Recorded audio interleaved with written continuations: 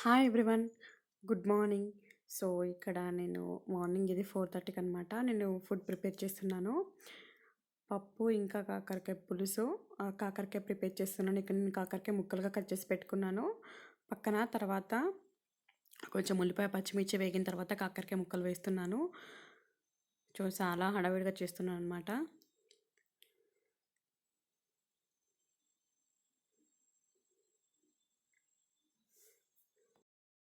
తర్వాత కుకింగ్ అయిపోయింది. ఇది మార్నింగ్ 8:00 పాలు బాయిల్ చేస్తున్నాను. నా కోసం టీ, ఇంకా పిట్టి కోసం రైస్ ప్రిపేర్ చేస్తున్నాను. సో, ఇక్కడ నేను సాబ్దాన్ కోసం అని చెప్పేసి పీనట్స్ వేయించాను. అందులోనే పచ్చిమిర్చి వేసి ఫైన్ పౌడర్లా చేసుకోవాలి. తర్వాత ఈ సాబ్దాన్ కిచడీ ఎలా ప్రిపేర్ చేసుకోవాలి అంటే, ఫస్ట్ ఒక ప్యాన్ హీట్ చేసుకొని అందులో ఆయిల్ వేసుకోవాలి. ఆయిల్ వేసుకొని అది కాస్త వేడైన తర్వాత అందులో ఆవాలు, జీలకర్ర, ఇంకా పచ్చిమిర్చి ఇంకా పీనట్స్ గ్రైండ్ చేసి పెట్టుకున్నాం కదా, ఆ పేస్ట్ వేసుకోవాలి.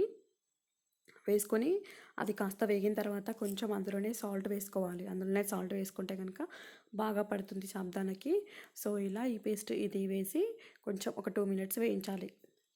వేయించిన తర్వాత అందులోనే మనము సాబ్దానా ఏంటంటే నైట్ నానబెట్టుకొని పెట్టుకోవాలి. నైట్ పెట్టుకున్న సాబ్దానాని ఇలా అది వేగిన తర్వాత ఇందులోనే వేయాలి. సాల్ట్ వేసుకొని వేయించిన తర్వాత ఒక 5 నుంచి 8 మినిట్స్ వరకు ఇలా స్టవ్ పైన పెట్టి సిమ్లో పెట్టేసి కుక్ అవ్వనివ్వాలి.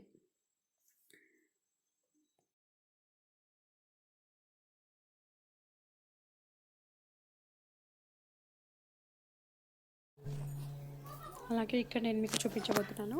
ఇది ఈవినింగ్ అనమాట. ఈవినింగ్ నైట్ డిన్నర్ కోసము ఇక్కడ నేను ఆలు మటర్ కర్రీ ప్రిపేర్ చేస్తున్నాను. సో, ఇక్కడ ఇందులో కొంచెం ఆయిల్ హీట్ చేశాను.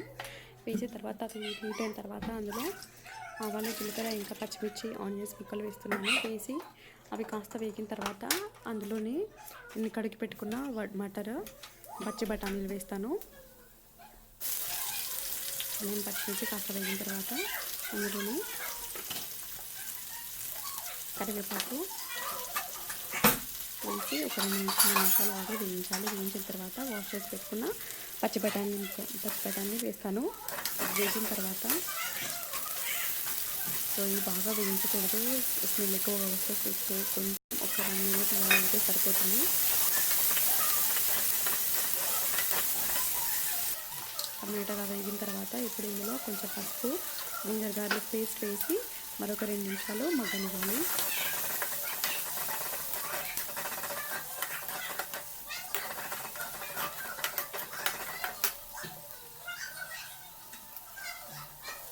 తర్వాత ఇప్పుడు ఇందులోనే కట్ చేసి పెట్టుకున్న పొటాటో ముక్కల్ని వేసుకోవాలి.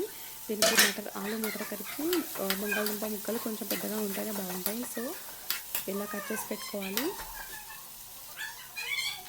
తర్వాత ఉప్పు సరిపడా, ఇంకా కారం, కట్ చేసి పెట్టుకున్న టొమాటో ముక్కలు కూడా వేసి దీన్ని సిమ్లో పెట్టేసి లిడ్ పైన వాటర్ వేసి ఒక 10 నుంచి 15 నిమిషాల వరకు మీడియం ఫ్లేమ్లో ఉడకనివ్వాలి.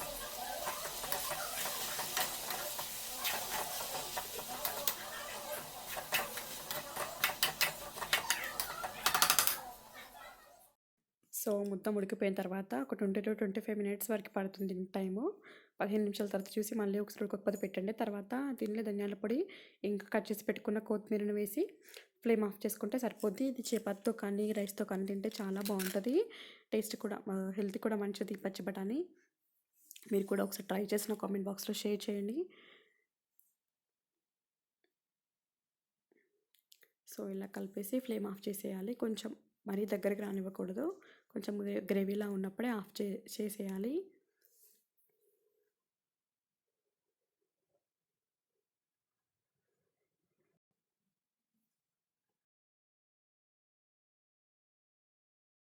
సో, ఇక్కడ నేను బీట్రూట్ ప్రిపేర్ చేస్తున్నాను.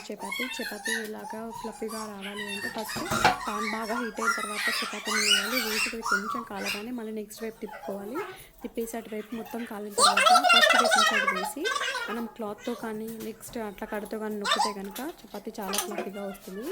ఇది ఈరోజు నా రొటీన్ బ్లాగ్ అనమాట. చాలా సింపుల్ బ్లాగ్. కుకింగ్ బ్లాగ్ చూపించాను. డైలీ నేను మార్నింగ్ నుంచి ఈవినింగ్ వరకు ఇలా కుకింగ్ చేస్తాను. నెక్స్ట్ ఈ వీడియో కనుక మీకు నచ్చినట్టయితే ప్లీజ్ నా ఛానల్ సబ్స్క్రైబ్ చేయండి. Thank you so much for watching.